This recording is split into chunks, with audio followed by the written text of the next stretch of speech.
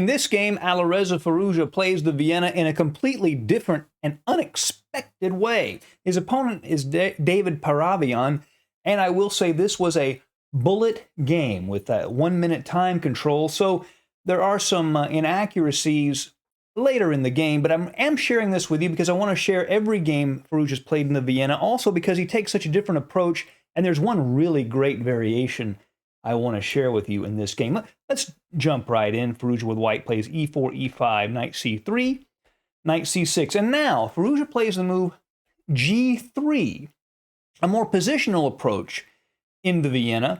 It has more in common with the King's Indian than it does the traditional Vienna, but the main pawn break is actually still the same. Knight f6, bishop g2. You'll notice White's formation is designed to have complete control over this d5 square. The pawn, the bishop, and knight all control it. Bishop to c5, d3, d6, h3.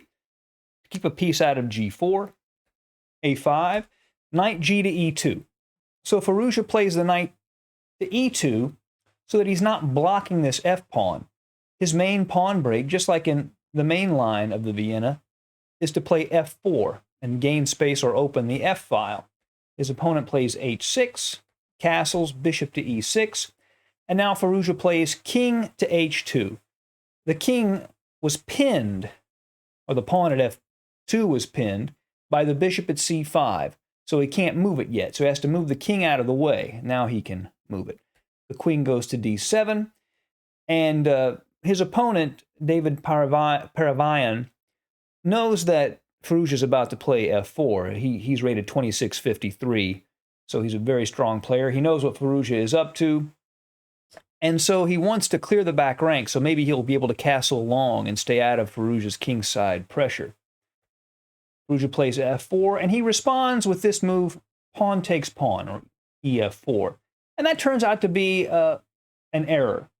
The best move, and this is a variation I want to show you. I want you to see this. This is a computer recommendation, but it's very impressive. The best move here is actually bishop to g4. Wow. Which looks suspiciously like he's just giving up a piece. Well, if you take the piece and you play knight g4 check, then after king h1, that's exactly what would have happened. Black would have just lost a piece, and white would just be better. But it turns out the best move here after pawn takes bishop is to play h5 with the threat of pawn takes pawn opening up the h-file. You notice this bishop at c5 controls the g1 square, so the king would be in big trouble. And if he plays g5 to keep that from happening, then knight to g4 check, and after king h1, h4. And black would actually have a completely winning attack in this position. The game wouldn't be much longer. So what Firouzja would have done in this instance is, instead of taking the bishop, would be to play f5, and after bishop takes, knight takes, or something along those lines. Black has benefited from trading off a piece because he has less space, and he'd have a playable position. But after pawn takes pawn, black is in trouble already. Pawn takes, and now Firouzja is already threatening to play f5, which would trap the bishop at e6. So his opponent plays g6 to keep that square under some control. But now these pawns begin to just roll forward in the center, and they push everything out of their way and just eat up the position. d4 hits the bishop at c5 and threatens the fork at d5, and there's nothing he can do about it. Bishop b4, d5, and a piece is won.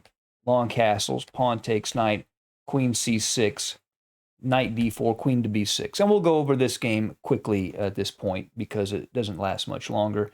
Knight takes bishop, pawn takes queen to d3, h5, bishop e3 hits the queen, bishop c5, and then knight to a4 hits the queen and the bishop, queen b4, knight c5, dc5, which unveils the rook against the queen.